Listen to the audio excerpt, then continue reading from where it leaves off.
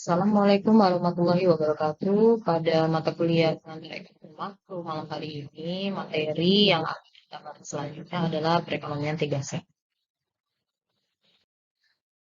Pada perekonomian dua sektor, kita hanya membahas dua sektor, yaitu sektor perusahaan dan juga sektor rumah tangga. Nah, pada perekonomian tiga sektor ini, kita menambah satu sektor, yaitu sektor pemerintah. Bisa dilihat dari skema ini bahwa aliran-aliran dari proses perekonomian tiga sektor, dari perusahaan, rumah tangga, kita lihat di sini sama seperti perekonomian dua sektor sebelumnya, prosesnya adalah rumah tangga menjadi aparatur produksi, dari perusahaan memberikan balas jasa kepada rumah tangga berupa sewa, gaji, upah, dan lain-lainnya. Jadi perusahaan ini mengambil patok-patok produksi dari rumah tangga berupa sumber daya alam, manusia, modal, dan skill.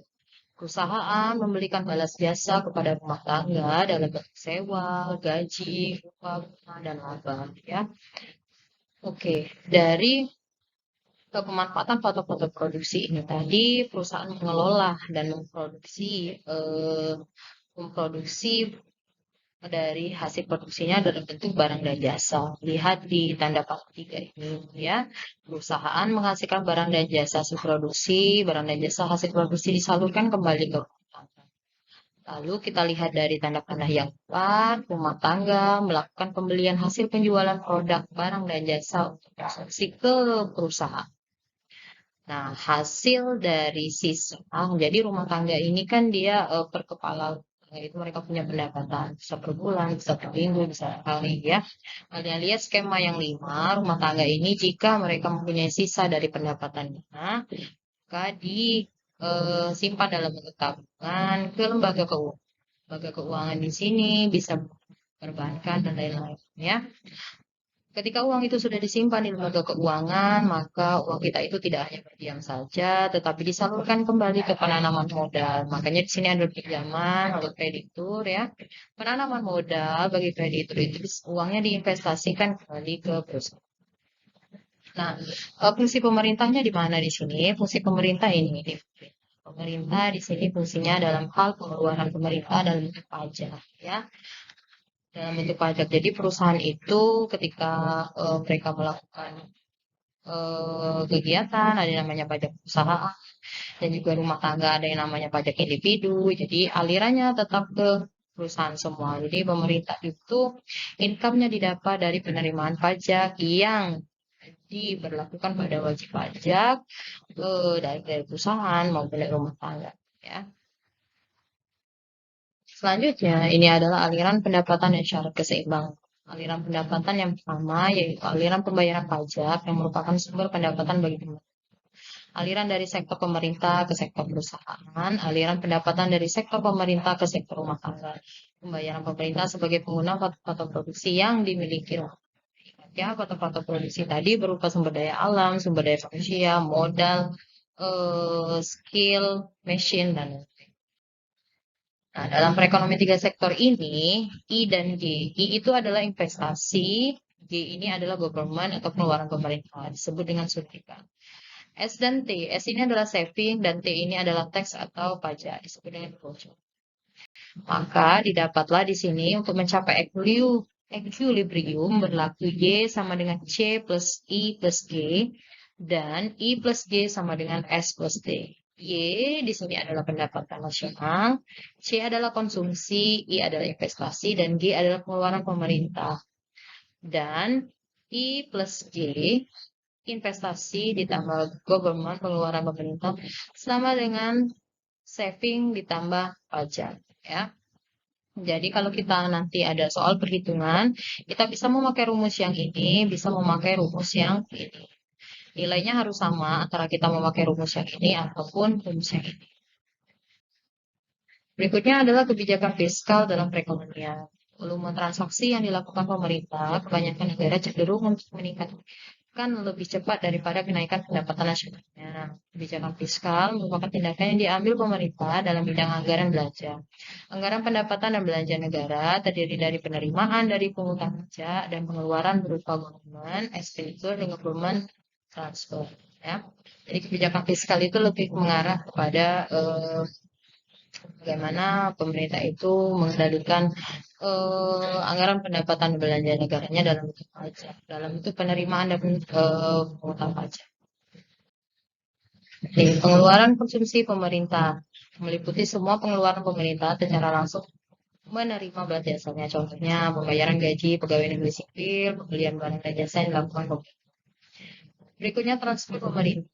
Merupakan pengeluaran konsumsi pemerintah di mana pemerintah tidak menerima balas jasa secara langsung. Contohnya, sumbangan pemerintah terhadap korban bencana alam, bayaran pensiun pegawai negeri sipil, subsidi, dan beasiswa.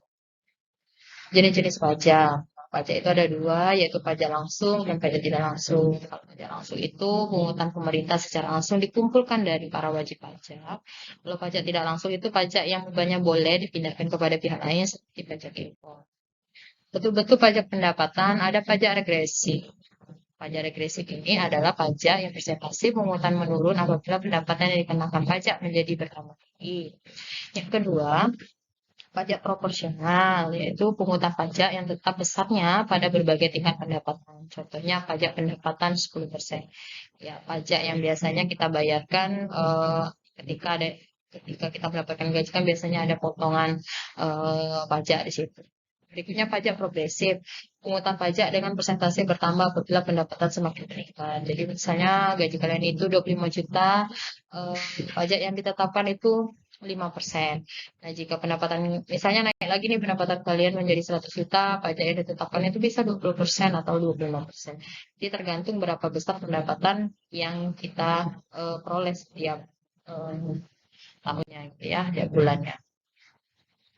Efek pajak ke atas konsumsi dan tabungan dalam dua sektor pendapatan nasional sama dengan pendapatan disposibel. Ketika terdapat pajak, maka pendapatan disposibel menjadi lebih kecil dari pendapatan nasionalnya. Ingat, kalau di perekonomian dua sektor kemarin kita ada YD ya. YD itu adalah pendapatan disposibel, artinya pendapatan disposibel adalah pendapatan nasional yang sudah dikurangi dengan pajak. Ini ada analisis pengaruh pajak terhadap konsumsi dan tabungan dibedakan sebagai berikut. Satu, pengaruh pajak tetap ke atas pengeluaran konsumsi dan tabungan. Pengaruh pajak proporsional ke atas pengeluaran konsumsi dan tabungan. Kecondongan mengkonsumsi dan menabung. Kecondongan mengkonsumsi marginal MPC adalah rasio di antara pertambahan konsumsi dengan pertambahan pendapatan disposibel. DC sama dengan delta C sama dengan delta YD. Delta C adalah perubahan konsumsi kedua dikurang dengan perubahan konsumsi pertama. Delta YD adalah perubahan pendapatan kedua dikurang pendapatan ya. Ini kecondongan menabung marginal, MPS, delta S, atau delta YD. Pengeluaran pemerintah, faktor yang mempengaruhi jumlah pengeluaran pemerintah meliputi satu, proyeksi jumlah pajak yang diterima, makin banyak jumlah pajak yang dapat dikumpulkan, makin banyak pula perbelanjaan pemerintah yang akan dilakukan. Dua, tujuan ekonomi yang ingin dicapai. Untuk memenuhi beberapa tujuan seperti mengatasi masalah pengangguran, menghindari inflasi, dan mempercepat menghindari inflasi. Inflasi itu kan artinya kenaikan tingkat harga yang secara terus terjadi gitu ya. Jadi harus dihindari. Yang ketiga adalah pertimbangan politik dan keamanan. Kekacauan politik perselisihan antar golongan masyarakat akan meningkatkan perbelanjaan pemerintah sangat besar. Nah, ini adalah contoh soal. Jadi tadi itu kita sudah lihat untuk mencapai titik keseimbangan pada pendapatan nasional adalah Y sama dengan C plus I plus G atau I plus G sama dengan S plus D. Ini contoh soal. Diketahui C sama dengan 60 plus 0,75Y dan S sama dengan 0,25Y min 100. Dan investasi adalah 120. Pengeluaran pemerintah G sama dengan 60. Persamaan C di atas untuk pajak tetap T sama dengan 40. Hitunglah Y keseimbangan. Oke, penyelesaian soal nomor 1 kita menggunakan 2 rumus ini ya. Rumus Y sama dengan C plus I plus G dan I plus G sama dengan S plus D. Artinya kalau kita menggunakan 2 rumus ini nilainya harus sama pada pendapatannya ya. Y sama dengan C. Kita masukkan fungsi C tadi 60 plus 0,75Y plus 120. Investasi tadi masukkan nilainya 120 plus pengeluaran pemerintah tadi masukkan 60. Y sama dengan 0,75Y ditambah 240. 240 ini didapat dari 60 ditambah 120 ditambah 60. Kita pisahkan antara variabel dan konstanta. Y min 0,75Y sama dengan 240. Y dikurang 0,75Y, 0,25Y sama dengan 240. Y sama dengan 240 dibagi 0,25Y sama dengan 960.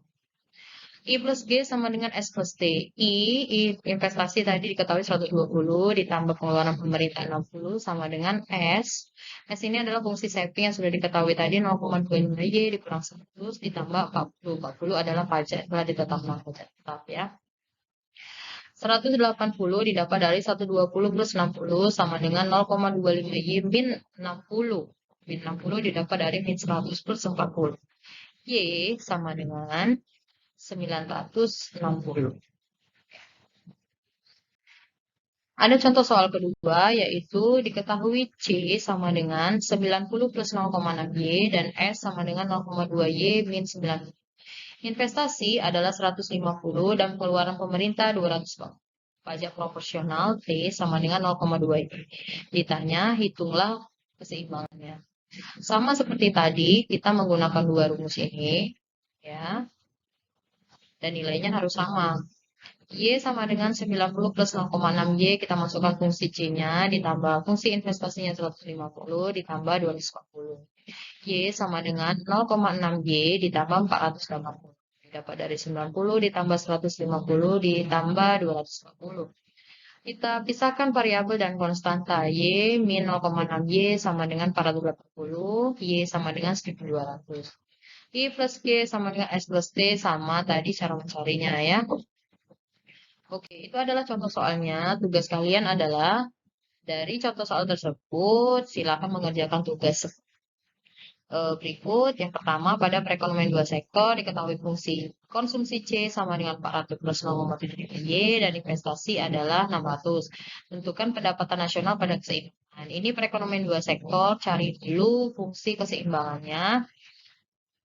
Pendapatan nasional pada keseimbangannya Y sama dengan C plus I. Dilihat lagi PowerPoint perekonomian dua sektornya. Rumusnya adalah Y sama dengan C plus I itu yang dipakai. Atau jika fungsi S-nya belum diketahui, pakai rumus Y sama dengan C plus S. Ya. Nomor 2 adalah dari soal nomor 2 ini tadi, misalkan perekonomian tersebut berubah menjadi perekonomian tiga sektor gitu ya. Berarti nomor 2 ini kalian buat perhitungan menggunakan rumus perekonomian tiga sektor dengan pengeluaran pemerintah 800, pajak tetap 20, investasi 600. Nah, kalian cari pendapatan nasional menggunakan perekonomian tiga sektor nomor 1. Yang nomor 1 ini dengan perekonomian dua sektor. Ya, nomor 2 ini fungsi C-nya tetap mengambil yang di soal 1.